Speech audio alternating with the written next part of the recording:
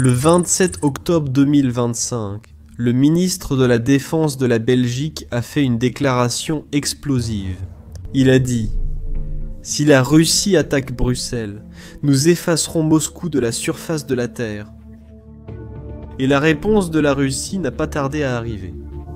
Ils ont testé une arme qui, si elle fonctionne comme ils le prétendent, peut atteindre n'importe quelle ville de la planète en moins d'une journée, sans qu'aucun système de défense ne puisse l'intercepter. Cela semble n'être qu'un échange de pics de plus dans ce contexte troublé, mais la réalité est tout autre. La vérité, c'est que quelque chose a changé en coulisses, quelque chose que la plupart des gens n'ont pas remarqué. Et quand vous comprendrez ce qui a provoqué cet échange de menaces, et pourquoi cela s'est produit précisément maintenant, vous réaliserez que cette histoire est bien plus inquiétante que ce que raconte n'importe quel gros titre. Partons de l'évidence. Del Franken, le ministre belge, a dit cela dans une interview au journal De Morgen. L'intervieweur a demandé s'il craignait que Poutine lance un missile sur Bruxelles. Franken a répondu directement « Non, parce que Bruxelles est le cœur de l'OTAN. » Et la réponse serait totale. Peu après, l'ambassade russe a répondu en disant que c'était une folie absolue. Les médias occidentaux se sont concentrés sur le scandale diplomatique. Mais 48 heures plus tard, quelque chose de bien plus grave s'est produit. La veille de l'entretien de Franken. Le 26 octobre, la Russie a annoncé avoir testé avec succès une arme appelée Bourevestnik. Les Russes affirment que le Bourevestnik n'est comme aucune autre arme jamais créée. Selon eux, il est propulsé par l'énergie nucléaire et serait le premier missile de croisière au monde doté d'un moteur nucléaire. Selon la Russie, lors du dernier essai, il a volé pendant 15 heures, parcouru 8700 km et avait encore de l'énergie pour continuer. Si cela est vrai, il pourrait faire le tour de la planète plusieurs fois, puis descendre sans avertissement pour attaquer pratiquement n'importe quel endroit. Mais il y a un problème.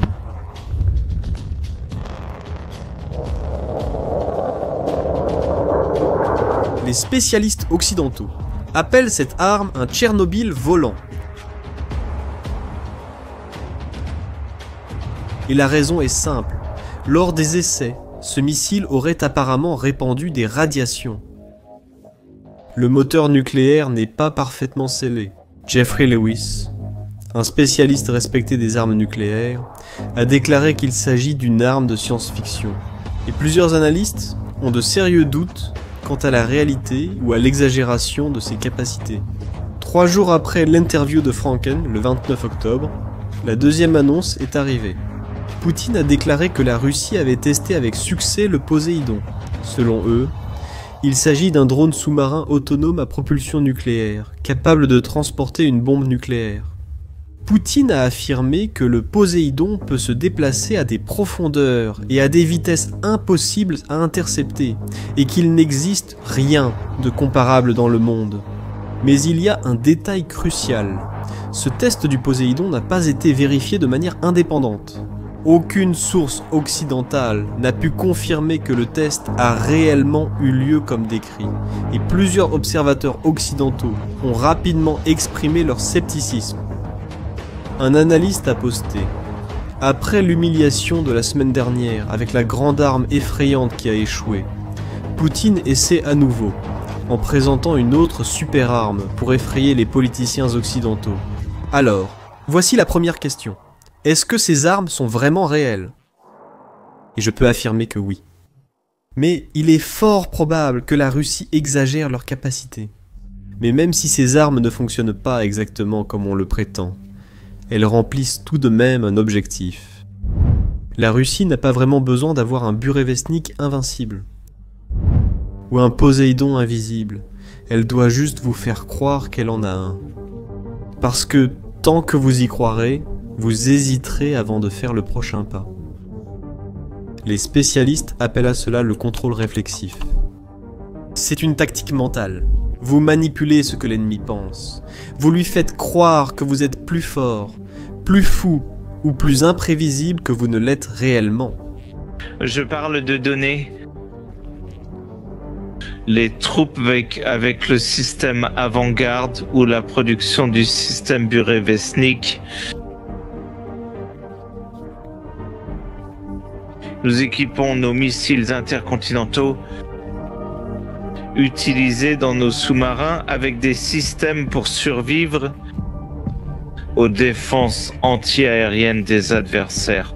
En fait, bientôt, le missile Sarmat, un missile lourd, sera mis en service.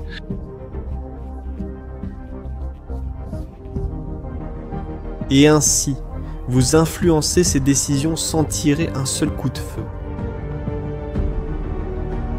Et nous arrivons ici à la deuxième question, et c'est la plus importante.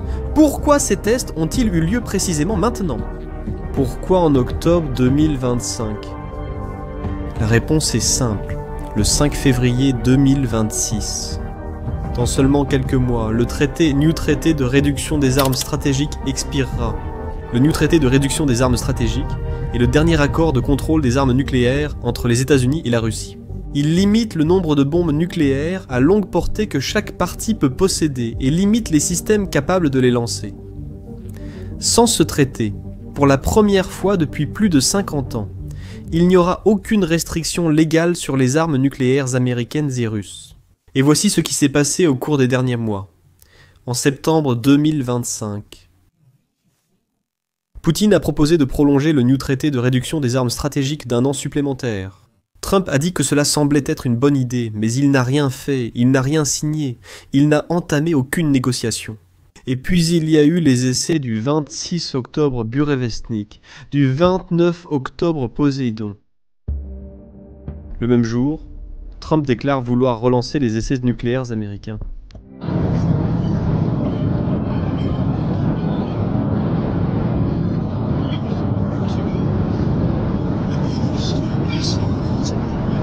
Les États-Unis n'ont pas effectué d'essais nucléaires complets depuis 1992. Alors, voici le vrai jeu. Poutine utilise le Burevestnik et le Poséidon comme des cartes de négociation. Il dit « Regarde, le New Start ne limite que nos anciennes armes. Celles-ci sont nouvelles, elles ne sont pas couvertes par le traité. Si vous ne prolongez pas l'accord, nous allons en produire des centaines. » Le système Burevestnik a démontré ses capacités. Sa portée a atteint un niveau record, ce qui a été constaté par des experts étrangers. Car dans les zones d'essai du Burevestnik, le 21 octobre,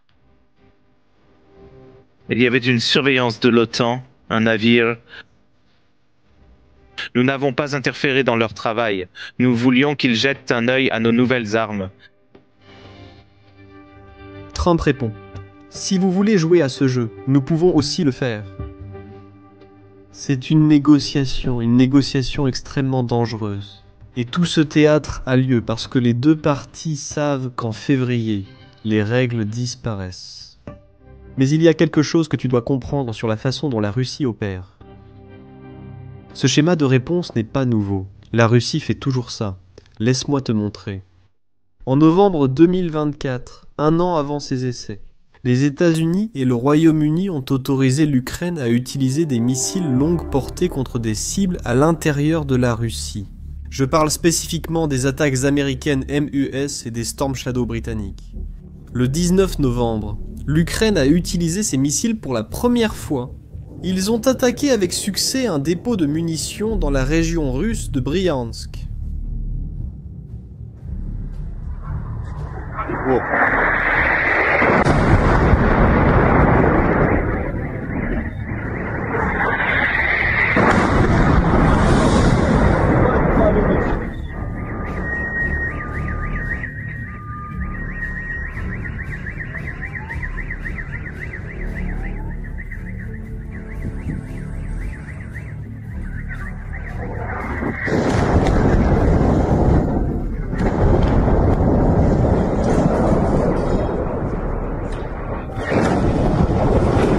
Deux jours plus tard, le 21 novembre, la Russie a lancé quelque chose que personne n'avait jamais vu auparavant, l'Oreknik. Les images sont d'un autre monde. Vous voyez 6 salves. Chaque salve comporte 6 missiles. 36 projectiles descendent du ciel en même temps, à des vitesses absurdes. La Russie affirme qu'il vole à Mach 10. Cela équivaut à 12 000 km/h. Poutine a déclaré que même sans explosifs, l'impact a généré des températures de 4000 degrés Celsius. Pour vous donner une idée, c'est suffisant pour faire fondre du métal. Il n'existe actuellement aucune contre-mesure à cette arme. Les missiles frappent les cibles à Mach 10. Cela équivaut à 2500 à 3000 km/h. Même les systèmes de défense anti-aérienne les plus avancés du monde, comme ceux créés par les Américains et les Européens, ne peuvent pas intercepter ce missile. C'est hors de question. Je voulais vous le rappeler. Que ce ne sont pas la Russie, mais les États-Unis qui ont détruit le système de sécurité international. Et, en continuant à se battre pour préserver leur hégémonie, ils poussent le monde sur la voie d'un conflit mondial. Mais plusieurs analystes occidentaux doutent de ses capacités. Les images satellites montrent des trous dans le toit de l'usine, mais des dégâts relativement limités. Mais Vladimir Poutine, ça a été très clair. Il a dit que l'attaque contre Oreshnik était une réponse directe à l'autorisation des attaques contre la MES. Peu après l'interview de Franken, la Russie a annoncé qu'elle déployait l'Oreshnik en Biélorussie. Le pays se trouve à quelques minutes de vol de Bruxelles. Le message ne pourrait pas être plus clair. Et ce schéma est encore plus ancien. Le 8 octobre 2022, l'Ukraine a attaqué le pont de Kertch. Ce pont relie la Crimée à la Russie. Il est vital pour la logistique russe. 2 jours plus tard, la Russie a riposté avec 84 missiles de croisière et 24 drones en une seule journée. La cible, l'ensemble des infrastructures énergétiques de l'Ukraine.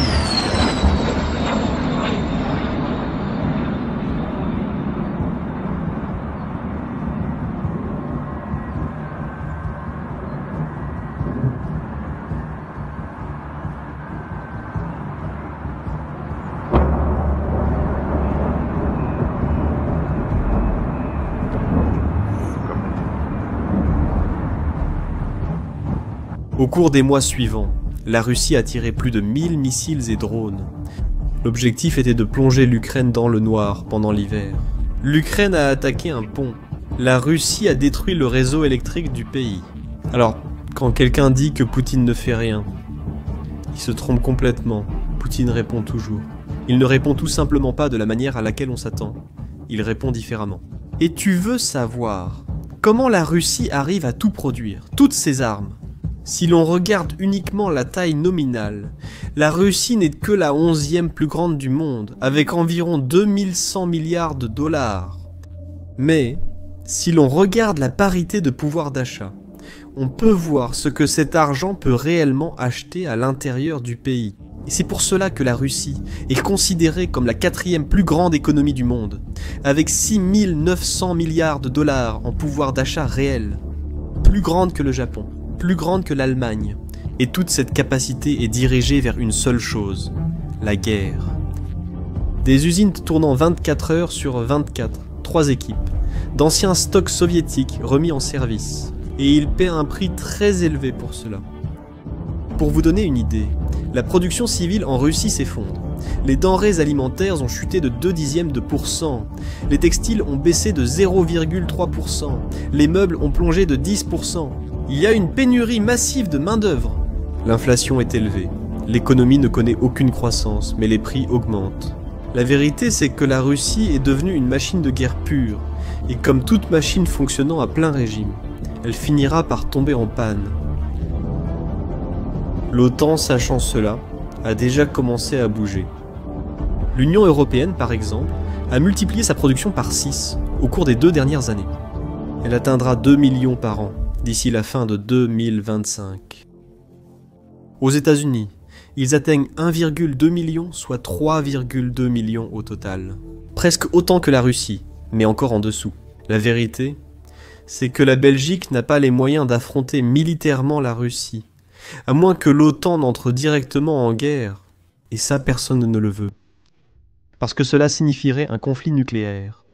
Alors, Même avec toutes ces menaces, la seule stratégie viable, pour l'instant, est économique. Continuer à sanctionner, continuer à couper l'accès de la Russie à la technologie, continuer à faire pression sur ses revenus pétroliers et gaziers, briser la machine de guerre russe à la racine. Sauf que, comme vous l'avez sûrement déjà remarqué, cela prend du temps. Et pendant ce temps, la tension continue de monter, comme nous l'avons vu jusqu'ici.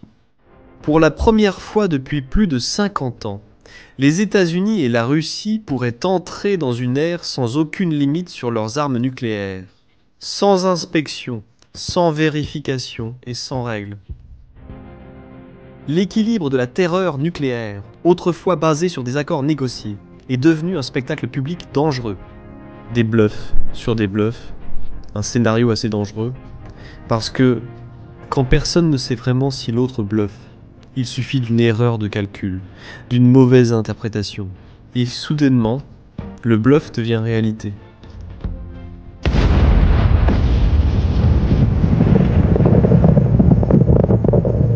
Maintenant, je veux connaître ton avis.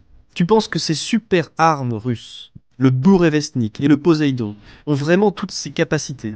Ou bien ce n'est qu'un grand bluff pour effrayer l'Occident? Dis-moi ce que tu en penses dans les commentaires. Si tu as trouvé cette vidéo utile, partage-la avec quelqu'un qui a besoin de comprendre ce qui se passe vraiment. Et abonne-toi à la chaîne pour plus d'analyses comme celle-ci. À la prochaine!